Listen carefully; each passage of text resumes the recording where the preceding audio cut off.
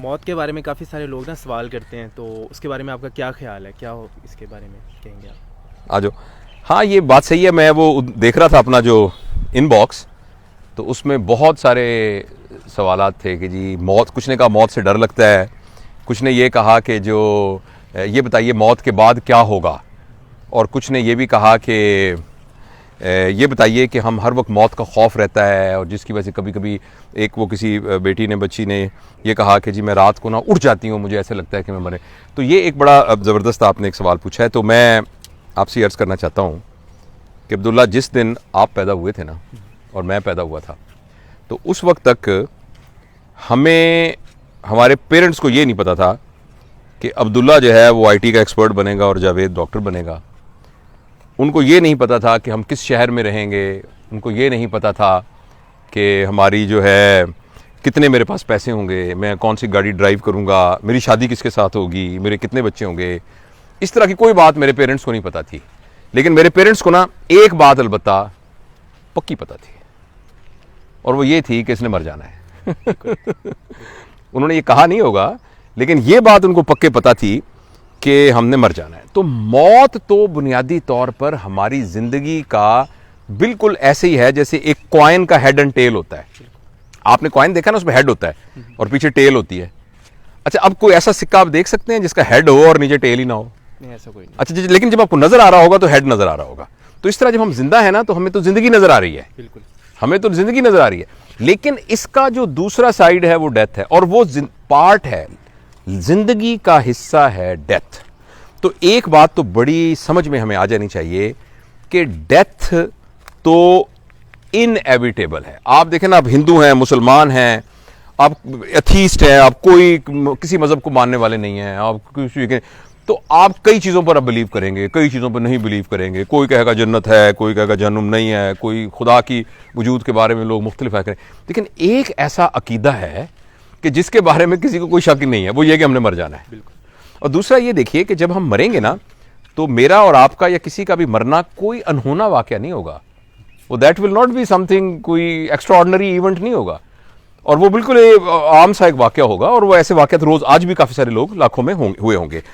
तो लिहाजा मौत के बारे में पहला तो ये समझना बहुत ज़रूरी है कि इससे तो कोई मुफर है ही नहीं, ये तो आनी ही आनी है।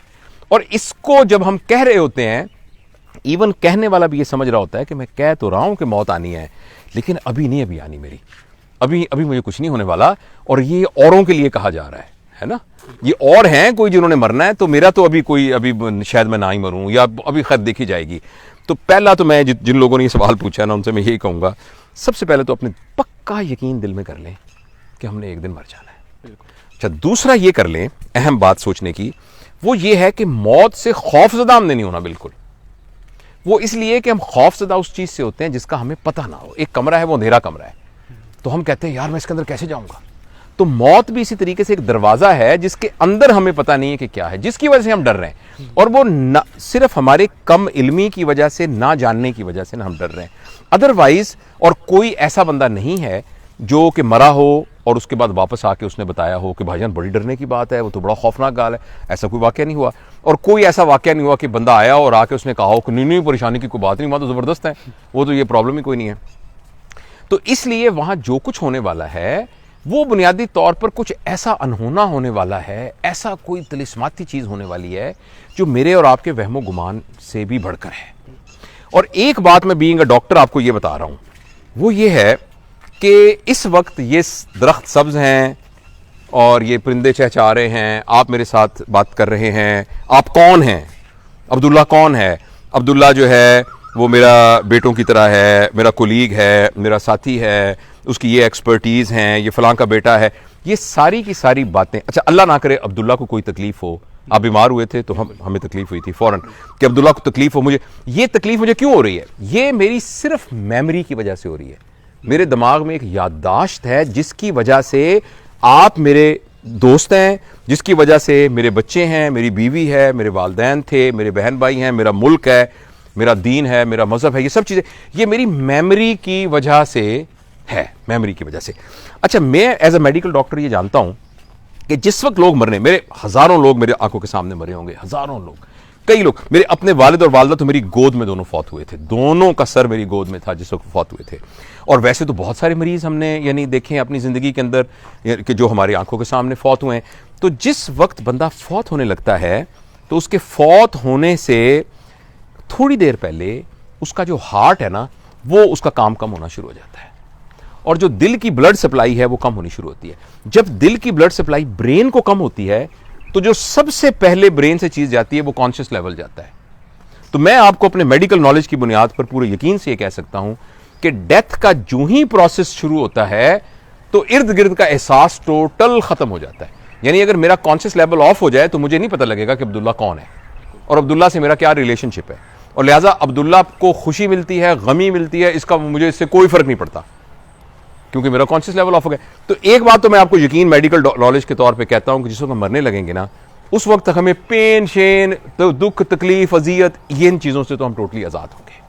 अच्छा, उसके बाद जो ही हमारा ब्रेन जो है, यहीं बैठते हैं, उसके बाद जो ही हमारा ब्रेन जो है वो डेड होगा, ब्रेन हमारा डेड हो जाएगा, तो उसके बाद तो बेसिकली हमारी जितनी मेमोरी थी, जो हमारे एहसासात थे, जो हमारे ख्यालात थे, वो सारे के सारे तो ख़त्म हो जाएंगे। जब वो ख़त्म हो जाएंगे तो इस दुनिया के साथ तो जितने हमारे कनेक्शन थे वो तो थे ही हमारे मेमोरी की बुनियाद पर। लिहाजा उस जगह पर जो जावेद इकबाल होगा या जो अब्दुल्ला होगा, उसका जो कॉन्टेक्स्ट होगा ना पूरी एनवायरनमेंट के साथ, वो टोटली इस कॉन्टेक्स्ट से टोटली डिफरेंट होगा। वो किस लेवल पर आप हैप्पीनेस को परसीव करेंगे, किसको आप एग्नी को परसीव करेंगे, किस लेवल के ऊपर आप जो है आपको पेन को रिसीव करेंगे, रिलेशंस को, वो टोटली इस कॉन्टेक्स्ट से टोटली डिफरेंट होगा, बिल्कुल मुख्तलिफ होगा। तो लिहाजा ये तो मुझे पक्का यकीन है कि जिस तरह के यहाँ के एहसासात और जज्बात हैं, ख्यालात हैं, वो उससे हम बियॉन्ड किसी जगह पर होंगे। अच्छा, कैसे होंगे? उस सिलसिले में सबसे जो मैं समझता हूं दुनिया में सबसे ज़्यादा अहम माने जाने वाली बात है वो कॉन्टेक्स्ट है जो हमें रिलीजन बताता है, जो रिलीजन बताता है। तो आपका जिस फेथ से भी ताल्लुक है, आप उसको रेफर करें और करके देखें कि भाई मौत के बाद की ज़िंदगी में इस रूह के साथ क्या होगा। मैंने तो अपने मेडिकल पॉइंट ऑफ व्यू से ये बता दिया है कि जो ही हम यहाँ से डिस्कनेक्ट होंगे ना, इसके डिस्कनेक्ट होते ही बुनियादी तौर पर यहाँ से सारे जो जिस वजह से हम परेशान हैं, ना कोई एंजाइटी नाम की चीज़ होगी, ना कोई डिप्रेशन होगी, ना कोई जेलसी होगी, ना कोई लड़ाई होगी, ना कोई झगड़ा होगा, ना कोई कंपटीशन होगा, ना कोई खुशी होगी, ना कोई गमी होगी, कुछ भी नहीं होगा ये सारा। तो इसलिए तो परेशान होने की कोई ज़रूरत नहीं है। और बाकी क्या होगा ये आप अपना इसको तहकीक कीजिए यूजिंग योर रिलीजियस थिंग। कुछ साइंटिफिक लोग जो कहते हैं एक्सपेरिमेंट करके, उससे वो मेरा ख्याल है हमारे मौजू से उसका ताल्लुक नहीं है, क्योंकि हम जो भी बात करेंगे वो बात बुनियादी तौर पर यानी जब तक हम खुद वहाँ जाएंगे नहीं उस वक्त हमें पक्का पता नहीं चलेगा। तो we have to wait till we go there. अगली बात जो मैं कहना चाहता हूँ वो ये कहना चाहता हूँ कि ये सारी बातों से हमें कोई खौफ पैदा होने की बजाय या इन सारी बातों से हमें एक तरह की एंजाइटी पैदा होने की बजाय हमारे अंदर एक बहुत ज़बरदस्त पॉजिटिविटी पैदा होनी चाहिए। वो पॉजिटिविटी ये है कि मैं आपको बस आखिरी, अभी रोज़े का अफ्तारी का भी टाइम होने वाला है, मैं आखिरी बात आपको ये बताना चाहता हूँ कि आपको भूख लगी थी बहुत शदीद, आपको एक कमरे में दाखिल किया गया, अंदर एक तरफ से लेकर आखिर तक बूफे लगा हुआ था, उफ खुशबुएं आ रही थीं, ज़बरदस्त खाने पके हुए थे, ड्रिंक्स पड़े थे, तुम्हारे मुंह में पानी आ रहा है, तो यानी शरबत पड़े हुए थे, ड्रिंक्स पड़ी हुई थी, हॉट बेवरेजेस पड़ी हुई थी, सारे खाने पड़े हुए थे। आपको कहा गया अब्दुल्ला आपके पास है 1.5 घंटा, जो कुछ आप लेना चाहो उसको खाओ। तो आपने कहा कि यार 1.5 घंटा तो बड़ा टाइम होता है, थका हुआ हूँ, सो ना जाऊँ। उन्होंने कहा यार खाना फिर खत्म हो जाएगा। उसने कहा यार 1.5 घंटा है ना, आधा घंटा, आपने अलार्म लगा के सो गए, आधा घंटा से उन्होंने कहा यार गर्मी बड़ी लग रही है, मैं जरा मुँह हाथ तो धोआऊँ, जरा ठंडा, तो वॉशरूम गए तो वॉशरूम बड़ा था। आपने कहा शॉवर ना ले लूँ, आपने शॉवर लेना शुरू कर दिया। इसके बाद जनाब अचानक ये हुआ कि फिर आपको ख्याल आया कि यार मैं जरा कंघी कर लूँगा, शैम्पू एक बड़ा सा परफ्यूम पड़ा हो तो वो आपने लगाना शुरू किया। जब आप वापस आए तो अचानक आपको लगा ये तो मैं खाना खाना था, तो आपने जल्दी खाना शुरू किया। तो एक बंदे ने कहा भाई साहब टाइम हो गया। आप यार मैंने कुछ खाना था, मैंने कहा भाई साहब टाइम हो गया, आपको 1.5 घंटा दिया था। तो जिंदगी के बारे में अगर आपने 80 साल जिंदा रहना है तो 365 मल्टीप्लाइड बाई 80, ये तकरीबन 29,700 दिन बनते हैं तकरीबन। तो आपके पास 29,700 दिन है अगर आपने 80 साल की उम्र में फौत होना है तो आज का दिन एक गुजर जाएगा अगर एक बच्चे का, तो 29,699 दिन रह गए। मैंने अपना हिसाब लगाया कि अगर मैंने 80 साल, अल्लाह जाने कितना रहना है कम या ज्यादा, I am 59, I will be 59 in few days. तो मेरे पास जो है ना वो तकरीबन 2900 कुछ दिन है और कल 2900 600 कुछ दिन होंगे, ठीक है। तो लिहाजा हम लाइफ को इस तरीके से देखें, डेथ को इस तरीके से देखें कि ये इतना टाइम है, इस टाइम के अंदर मैंने अपनी एनर्जीज को और अपनी सलाहियतों को, अपनी सोच को maximum best of my abilities perform करना है। कुछ लोग कहते हैं ना टाइम मैनेजमेंट, कि जी टाइम मैनेजमेंट सिखाएं, हमारी वर्कशॉप होती थी, मैंने वो टाइम मैनेजमेंट की वर्कशॉप खत्म कर दी है, मैंने उसका नाम खत्म कर दिया है। मैंने कहा टाइम मैनेजमेंट क्या मतलब, आप सुबह उठें, सारा दिन सोते रहें और शाम को उठें, और सुबह उठें और सारा दिन यहाँ के कस्सी चलाएं, फलों पे काम करें, सफाई करें, तो दोनों का वक्त तो गुजर गया। तो टाइम ने आपको मैनेज करना है। आपने क्या टाइम मैनेज करना है, टाइम ने तो ऑटोमेटिक जाना है, आपने मैनेज करना है अपनी सलाहियतों को। लिहाजा awareness about death is the strongest motivational force a person can have. खाना अच्छा अच्छा ज्यादा ज्यादा खूब चबा के मजे से खाने की सबसे बड़ी मोटिवेशनल फोर्स यह है कि 1.5 घंटे के बाद भाईजान आपको कमरे से बाहर भेज दिया जाएगा।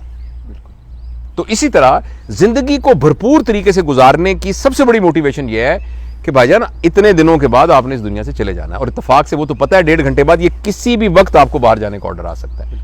तो इसलिए मैं अपनी बात को समाप्त करता हूं कि मौत से बिल्कुल डरने की कोई ज़रूरत नहीं है। मैं एक दफ़ा फिर ना सोच लूं कि जो मैं कह रहा हूं इसका मेरा यही मतलब है या मैं झूठ झूठ कह रहा हूं।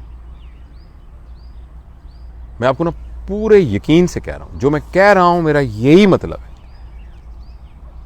कि मौत से बिल्कुल डरने की ज़रूरत नहीं है। हाँ, एक अनहोनी चीज़ है जिसकी वजह से एक अनयूजुअल चीज़ का एक डर है कि ये क्या होगा। जिस तरीके से वो जो जंपिंग नहीं करते ऊपर, क्या कहते हैं उसे, कौन सी जंपिंग कहते हैं, पैराग्लाइडिंग, नहीं ऊपर से जंप करते हैं बहुत रस्सी से साथ बांध के, बॉन्जी जंपिंग। तो मैं गया था वहाँ साउथ अफ्रीका, तो खैर मैंने तो जंप नहीं लगाया, मेरी बेगम जाती, उसने कहा नहीं मैं नहीं जाने देना। तो वहाँ यह है कि वो जब लोग ऐसे कर रहे होते हैं, खुद पैसे भी दिए होते हैं, जर भी होते हैं, और जिन्होंने लगाई वो कहते हैं लग रहा है पता नहीं क्या होगा, लेकिन द मोमेंट ही जंप आपको लगता है कि ज़िंदगी का लाइफ टाइम एक्सपीरियंस था जब आपने वो देखा, वो जो जितने सेकंड या मिनट गुजरे।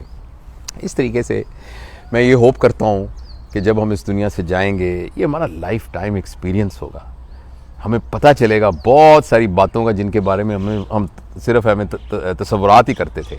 हाँ, अलबत्ता ये है कि उससे पहले का जो टाइम है उसको ज़रा ध्यान से गुजारें और उसमें अपनी एनर्जीज़ की मैक्सिमम यूटिलाइजेशन करें, और हर वक्त जहन में रखें कि मैंने मर जाना है, मर जाएंगे तो देखी जाएगी। Thank you.